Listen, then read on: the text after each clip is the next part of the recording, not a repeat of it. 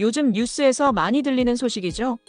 전국의 지방자치단체들이 민생지원금을 지급한다고 경쟁적으로 발표하고 있습니다. 그런데 여기서 문제가 발생했습니다. 바로 1인당 50만 원씩 주는 지자체에서 중국인에게도 지급한다고 해서 논란이 커지고 있는데요. 혈세 낭비다, 도를 넘었다는 말이 나오고 있습니다. 과연 받을 자격이 있었던 건지 아니면 자격이 없는데 받은 것인지 지금 바로 알아보겠습니다. 시청하시기 전 구독, 좋아요, 알림 설정 부탁드립니다. 안녕하세요. 돈 버는 복지TV입니다. 민생지원금 지급 현황. 설 명절을 앞두고 일부 지자체들이 민생지원금을 지역화폐나 선불카드 방식으로 지급하고 있습니다. 이와 같은 지원 정책은 지역 경제를 살리기 위한 목적이 크지만 그에 대한 비판도 만만치 않죠. 그 중에서도 가장 큰 논란은 외국인에게도 무차별적으로 지원금을 지급한다는 점입니다. 최근엔 중국인에게도 지급되었다는 소식이 전해지면서 온라인에서 비난이 쏟아지고 있습니다. 우리는 중국에서 이런 혜택을 받지 못하는데 한국은 퍼주기만 한다라는 반응이 대표적이죠. 재정자립도와 문제점. 이러한 민생지원금을 지급하는 지자체들의 공통점은 대부분 재정자립도가 매우 낮다는 것입니다. 전남 영광군은 영광사랑카드를 통해 설날에만 1인당 50만 원을, 추석에도 50만 원을 지급하기로 했습니다. 즉, 1년 동안 100만 원을 주민들에게 나눠주겠다는 것인데요. 이로 인해 소요되는 예산은 524억 원, 이는 영광군 자체 수입의 60%에 해당하는 금액입니다. 같은 전북 김제시도 404억 원을 투입해 모든 주민에게 1인당 50만 원의 지원금을 지급하기로 했는데요. 김제시의 재정 상태를 고려하면 상당히 무리한 정책이라는 지적이 나옵니다.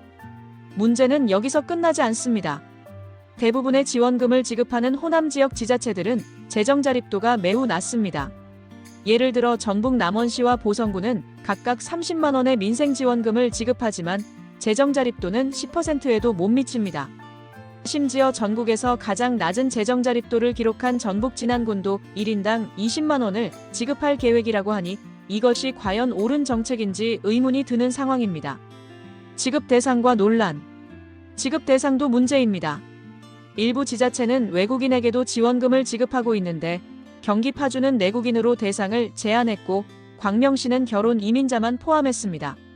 그런데 대부분의 다른 지역은 영주권자까지 포함해 지원금을 지급하고 있습니다. 이로 인해 중국인이 김제에서 선불카드를 받은 것을 인증한 게시물이 올라오면서 여론의 문매를 맞고 있는 것이죠. 전문가들의 비판. 지역 경제를 살리기 위한 지원 정책 자체는 나쁜 것이 아닙니다. 그러나 무기명 선불카드 방식의 현금 지원은 기대만큼 효과가 크지 않을 수 있습니다. 이창용 한국은행 총재는 전 국민을 대상으로 지원금을 주는 것이 아니라 어려운 자영업자나 필요한 계층에 타깃을 맞춘 지원이 더 효과적일 것이다라고 지적했습니다. 무분별한 지원금이 오히려 일부 자영업자만 더 잘되게 만드는 결과를 초래할 수 있다는 우려도 제기되고 있습니다. 정치적 의도와 해결 필요성. 일각에서는 이러한 지원 정책이 내년 지방선거를 앞둔 선심성 정책이라는 비판도 나오고 있습니다. 특히 야당 소속 단체장이 있는 지자체에서 민생지원금이 집중적으로 지급되고 있다는 점에서 정치적 의도가 다분하다는 분석도 있습니다. 국민의힘 김미애 의원은 재정자립도가 매우 낮은 지자체들이 이런 정책을 펼치는 것은 결국 중앙정부의 국민 세금에 의존하는 것이라며 이는 사전선거운동에 해당할 수 있다고 지적했습니다. 결국 지역 경제를 살리기 위한 지원금 정책은 필요하지만 재정 상태를 고려한 합리적이고 타깃된 지원이 필요하다는 목소리가 커지고 있습니다. 여러분은 어떻게 생각하시나요? 오늘의 이 영상도 여러분께 꼭 도움이 되었으면 좋겠습니다. 가족이나 주변 분께도 공유해주세요. 돈 버는 복지TV는 여러분들의 행복한 삶을 응원합니다. 영상 끝까지 시청해주셔서 감사합니다. 더 좋은 영상으로 다시 찾아뵙겠습니다. 지금까지 돈 버는 복지TV였습니다.